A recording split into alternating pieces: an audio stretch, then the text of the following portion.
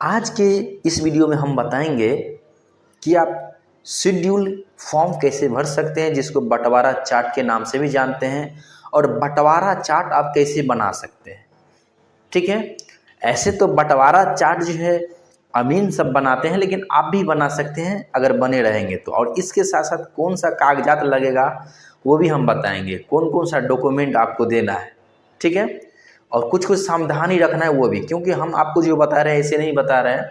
हम अमीन हैं, अमीन का ट्रेनिंग देते हैं, अमीन वकील भी हैं, तो हम आपको ऐसे नहीं बताएंगे। वायरल टॉपिक है तो बहुत सारे वीडियो बनाते हैं, लेकिन कहने का मतलब ये है कि जो इस लाइन से हैं, इस बैकग्राउंड से हैं और यही दिन रात करते हैं, वो आपको परफेक्ट तरीक़ा से बताएंगे, वो बिहार निवासी हो। तो हम पटना से हैं, ऐसे तो मधुबनी ज़िला में अपना ट्रेनिंग सेंटर चलता है, ऐसे तो बिहार के हैं।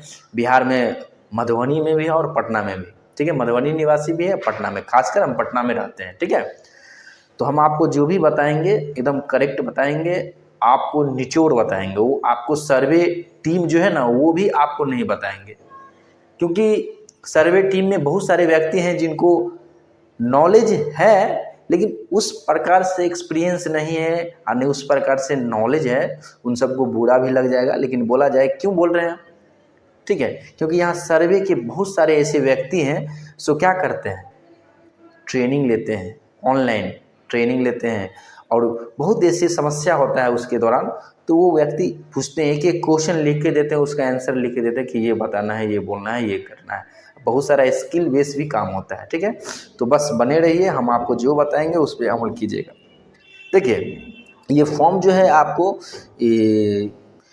बिहार विशेष सर्वेक्षण फॉर्म इसे बोला जाएंगे। इसको जो है ये शेड्यूल फॉर्म यानी बंटवारा चार्ट फॉर्म आप बोल सकते हैं। ठीक ना, यहाँ पे लिखा है बिहार विशेष सर्वेक्षण एवं बंदोबस्त तकनीकी मार्गदर्शिका, यानी आप मार्गदर्शन सर्वे टीम को एक मार्ग दिखला रहे हैं कि इस प्रकार से सर मेरा है, और इसी हिसाब से आपको काम करना है सर्वे में, और इसको सत्यापित करना वो आपका काम है, सत्यापित करना उनका काम है।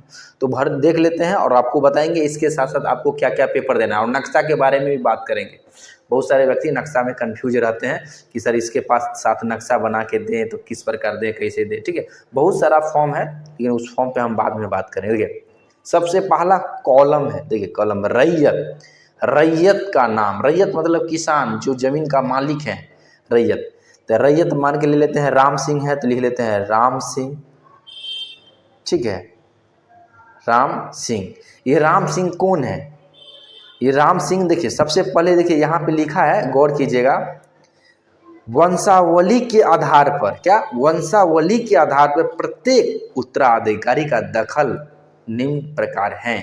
यानी वंशावली के आधार पे, वंशावली के आधार पर प्रत्येक जो हिस्सेदार हैं, जो पटेदार हैं, जिनमें इसमें मतलब उत्तराधिकारी के अनुसार जो है उनको जो वह हिस्सा बराबर मिलना चाहिए, उसमें जो भी व्यक्ति बंटवारा, आपसी बंटवारा किया है, जितना जितना दखल कब्जा है, जितने ज़मीन पे रहते हैं, जोतते हैं, उस सारा का ब्यौरा दें, इसमें लिखा होगा।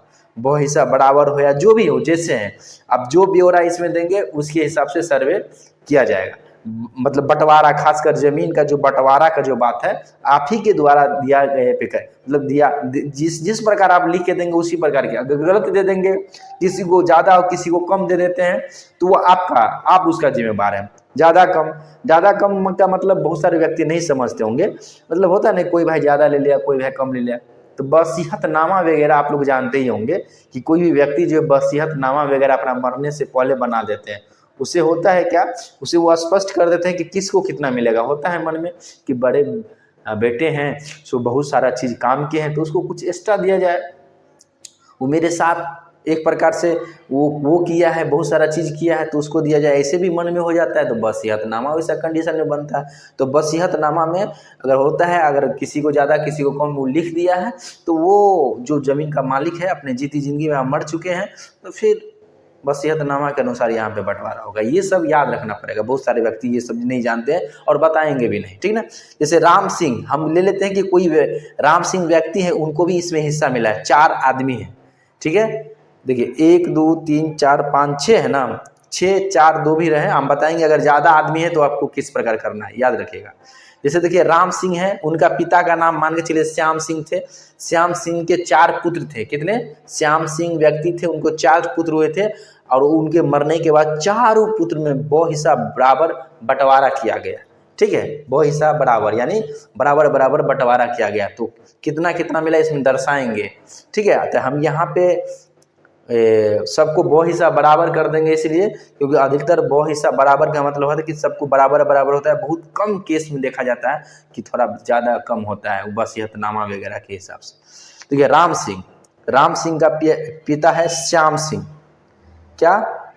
श्याम सिंह। ठीक है, राम सिंह का पिता जो है श्याम सिंह है। और अस्थाई पता, तो पहला में रैयत का नाम, दूसरा में उनके पिता का नाम। और अस्थाई पता, जो भी अस्थाई पता ले लेते हैं, जो अस्थाई पता हो तो वो पता लिखना है। जैसे किसी के एग्जाम्पल के लिए लेते हैं नवटोली चगदा है, नवटोली मधुबनी ले लेते हैं, नवटोली मधुबनी है, नवटोली मधुबनी हो जाएगा। उसके बाद देखिए जो भी स्वामित्व है यानी जमीन का जो मालिक है उसके जो मतलब वो जो भूमि के धारित भूमि का ब्यौरा, यानी जो जमीन का आप हिस्सा मिला है, जिस जमीन का उस जमीन का पूरा ब्यौरा आपको देना है। जैसे खाता खेसरा एकड़, खाता खेसरा और रकबा, क्या? खाता खेसरा और रकबा और चौहद्दी, 4 कलम में जो है ना जमीन का ब्यौरा बढ़ाएगा, यानी डिटेल्स 1 2 3 4 क्या क्या है। खाता खेसरा एकड़ और चौहद्दी, खाता में ले लेते हैं कि 156 है। ठीक है, खेसरा में ले लेते हैं 306 है, इसको 306 मिला है। डिसमिल ले लेते हैं 10 डिसमिल, एग्जाम्पल के लिए 10 डिसमिल। ठीक है, जैसे देखिए एकड़ लिखा है, एकड़ और डिसमिल में लिखाता है, एकड़ डिसमिल में ही लिखाता है, और ज़्यादा रहता है तो हेक्टेयर में भी लिखा जाता है, समझ गया, लेकिन एकड़ और डिसमिल में ही चलता है। तो यहाँ लिख देंगे 5 डिसमिल, क्या? 5 डिसमिल, क्या? 5 डिसमिल। और चौहद्दी बहुत सारे व्यक्ति नहीं जानते हैं। कोई भी जमीन होता है ना उसका चौहद्दी होता है, यानी पूर्व पश्चिम उत्तर दक्षिण में कौन है, जमीन के चारों ओर कौन कौन व्यक्ति है। तो व्यक्ति रहेगा तो व्यक्ति का नाम मंदिर रहेगा, तो मंदिर, मस्जिद रहेगा मस्जिद, जो चीज़ रहेगा उसको नाम। अगर व्यक्ति का घर है तो उसका नाम देना है जो अभी प्रेजेंट में रह रहे हैं। ठीक ना, तो देखिए चौहद्दी में जैसे उत्तर में कौन है, उत्तर वाले का नाम लिखेंगे। ठीक है, जो भी नाम हो उत्तर में जो हो, जैसे ले लेते हैं अशोक जी उत्तर में है। ठीक है, या चारों भाई में से कोई भी उत्तर में जो होगा उस उत्तर में नाम लिखेंगे, दक्षिण में जो होगा दक्षिण में, और जो पूरब में होगा पूरब में नाम लिखेंगे, और जो पश्चिम में होगा वो पश्चिम में नाम लिखेंगे। तो इस प्रकार पूरब पश्चिम उत्तर दक्षिण का सबका नाम इसमें दर्शा देना है।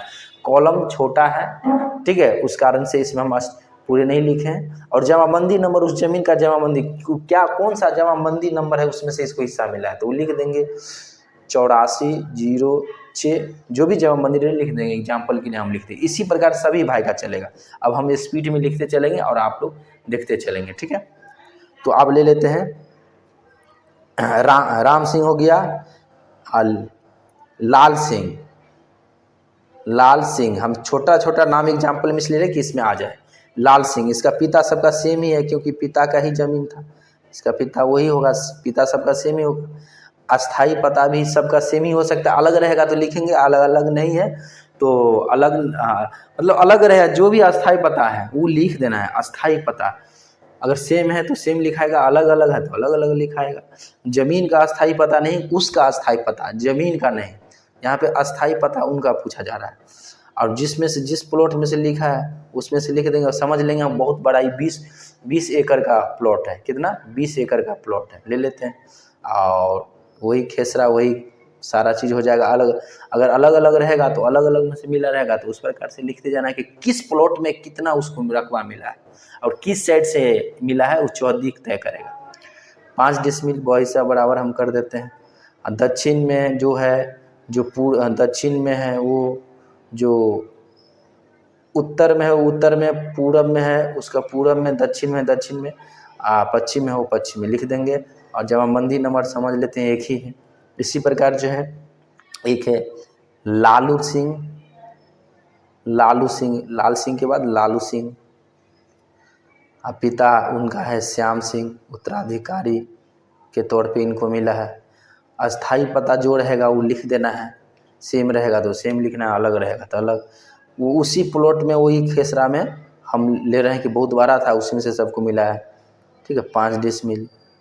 फिर उत्तर, दक्षिण, पूर्व और पश्चिम जो रहेगा, और ये जमाबंदी नंबर। इसी प्रकार कोई अगर मान के चले 4 हैं तो 3 तो हो गया। अब चौथा हम ले लेते हैं आलोक सिंह, अशोक ले लेते हैं, आलोक नहीं, अशोक सिंह। इसका पिता वही 4 पुत्र थे तो पिता यही सिंह। अस्थाई पता वही बड़ा मतलब वही खाता का जो है उसी प्लॉट में 12 सा प्लॉट था, समझो 20 डिसमिल का था, उसी में सबको मिल रहा है 5 डिसमिल सबको, तो 5 डिसमिल इसको लिखेंगे। उत्तर में जो है उत्तर, दक्षिण, पूर्व, पश्चिम, ठीक है, और वही जमाबंदी नंबर। तो इसी प्रकार जो है 5 रहेगा तो 5 वो का आ जाएगा और 7 रहेगा, जिस प्रकार बंटवारा है उस प्रकार इसमें लिखा जाएगा, ठीक है। अगर मान के चलिए 6 भाई हैं तो 6 इसमें आ जाएगा। अगर 6 से ज़्यादा है तो क्या होगा, 8 भाई है, 10 भाई, 12 भाई। तो इसमें क्या करेंगे, आपको कुछ नहीं करना है, ये आप खुद बना सकते हैं। एक पेपर लेंगे, सादा पेपर, पटरी लेंगे और इसी प्रकार डायग्राम बनाएंगे और बड़ा बड़ा बना के आप जितने भाई रहेंगे उतने खाना बनाएंगे। क्या करेंगे, उतने खाना बनाएंगे जितने भाई रहेंगे और सबका इसी प्रकार जो है दर्शा देना है, ठीक है, बना लेना है। और उसके बाद क्या करना है, आपको वो देना है उसमें, हाँ उसमें जो है आपको सिर्फ ये बनाना है, क्या बनाना है, ये यहाँ लिख देना है, वंश के आधार पर प्रत्येक उत्तराधिकारी का दखल कब्जा निम्न प्रकार है, ये लिख देना है। वंशावली के आधार पर प्रत्येक उत्तराधिकारी का दखल निम्न है, क्या निम्न है। तो आप क्या करेंगे, वंशावली के अनुसार बन रहा है, ये हेडिंग में ऊपर में लिख देंगे और इसी प्रकार डायग्राम बना के इसमें सारा ब्यौरा, जमीन का ब्यौरा, उनका अस्थाई पता, पिता का नाम, रैयत का नाम लिख देना है और उसमें उनको यहाँ पे और वो बनाने के बाद और काम करना है ना। सो नीचे आपको बता रहे हैं, देखिए इसमें आप बता रहे हैं कि इस जमीन पे कोई विवाद नहीं, शांतिपूर्वक कब्जा है, ठीक है। और उत्तराधिकारी बंटवारा जो आप लोग के आपसी बंटवारा वगैरह किया गया है उसको लिखित रूप में आप जो है ना त्योरा दे रहे हैं। और सर्वे टीम से आप आग्रह कर रहे हैं कि इसके आधार पर अभिलेख और अधिकार, मतलब अधिकार अभिलेख और खाता खोल दिया जाए, ठीक ना, आप उससे आग्रह कर रहे हैं। और इसके साथ साथ आपको पेपर क्या क्या देना है, ये देखिए नक्शा की बात करते हैं। देखिए नक्शा जो है ना, अगर नक्शा तो ऐसे ऑलरेडी हवाई सर्वेक्षण के द्वारा उन सब के पास है, वो सब उसको सत्यापित करेंगे कि सही है कि नहीं, जो गलत रहेगा उसको सही किया जाएगा। और दूसरी बात, आप खुद भी बनवा सकते हैं, अच्छे अमीन को पकड़ के आप जो है नक्शा बनवाइए, ठीक है, नक्शा बनवाइए आराम से। बनाने के बाद वो आप सर्वे टीम को इस फॉर्म के साथ साथ देते हैं तो वो कोई दिक्कत नहीं है, आपको उसको सत्यापित करेंगे, सही रहेगा तो वो आपको नक्शा हो जाएगा, नहीं तो फिर आपको नक्शा प्रत्येक व्यक्ति को अलग अलग नक्शा बनेगा, ठीक है। तो आप बनवा सकते हैं, इसके साथ नक्शा भी बना के दे सकते हैं कि किस व्यक्ति का कैसा है, जिससे कन्फ्यूजन नहीं रहेगा।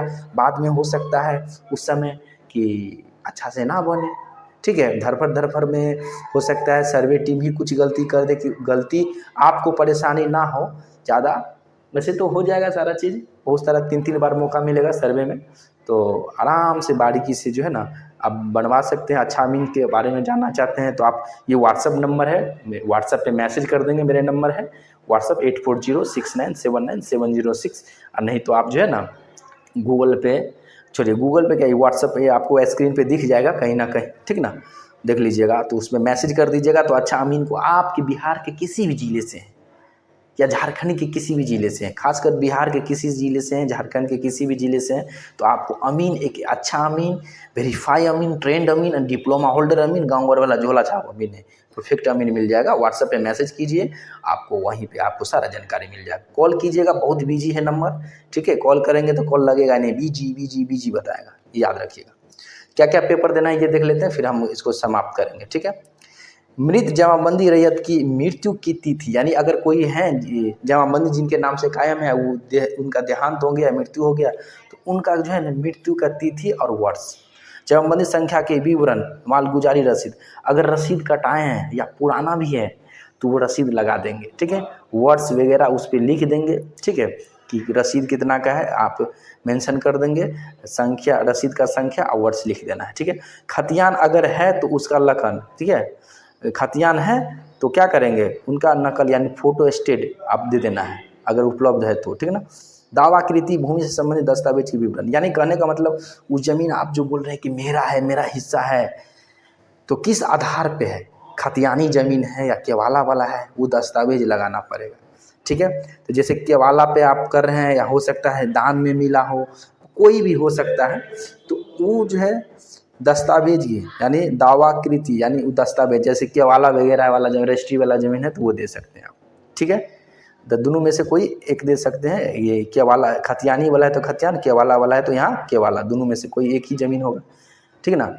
अगर उस ज़मीन पे केस वगैरह चल रहा है और उसमें जजमेंट आपको मिला है तो उसका जो ओरिजिनल पेपर होगा जिसको सच्ची प्रति बोला जाता है वो आपको इसके साथ लगा देना है, ठीक है। ध्यान रखिएगा, सच्ची प्रति लगा देना है, ठीक है। उसको ये नहीं अपने पास भी रखना है, लगा भी देना है। देखिए आवेदनकर्ता का हित में, देखिए अगर कोई व्यक्ति हैं जिनको जो है कहीं ना कहीं दान में, क्या दान में या मुफ्त में गवर्नमेंट के द्वारा, कोई राजा महाराजा के द्वारा या कोई किसी भी प्रकार से फ्री में भूमि मिला है गुजर बसर करने के लिए, तो वहाँ पे जो है ना अगर आपके वंश है, तो अगर आपके वो वंश है तो वो मतलब वंश है, उसमें से वंश है, अगर उसका मृत्यु हो गया है तो वारिस होने का संबंध में प्रमाण पत्र, यानी उसी का आप बच्चे हैं जिनको ये मिला था, जिनको वो मिला था, यानी कहने का मतलब इस पे जो भी आपको दावाकृति भूमि से संबंधित दस्तावेज तो लगाना ही है, जो भी केवाला हो, परवाना हो या भू अर्जन जिस तरीका से मिला है, केवाला वाला हो, खतियानी वाला हो, जैसे आपको भूमि मिला है मतलब उस जमीन का मालिक आप बोल सकते हैं कि ये पेपर है उसने हम इस जमीन का मालिक है, तो वो पेपर लगाएंगे, किसी भी प्रकार का हो, खतियानी केवाला या दान में मिला हो या बंदोबस्ती करवाए हो, किसी भी प्रकार का, ठीक है ना। तो ये समझ गए और ये भी समझ गए। तो प्रमाण पत्र में कुछ भी, आधार कार्ड, बहुत सारे कुछ भी, कुछ ना कुछ, नहीं तो प्रमाण पत्र बनवा लेना है, ठीक ना, कि आपके पिताजी हैं, बन जाता है। आप बहुत सारा है, आपका सर्टिफिकेट हो सकता है, आधार कार्ड हो सकता है, बहुत सारा प्रमाणित हो सकता है कि आप उसके ही बच्चे हैं, वारिस हैं, वो आसान तरीका से हो जाता है, कोई दिक्कत नहीं।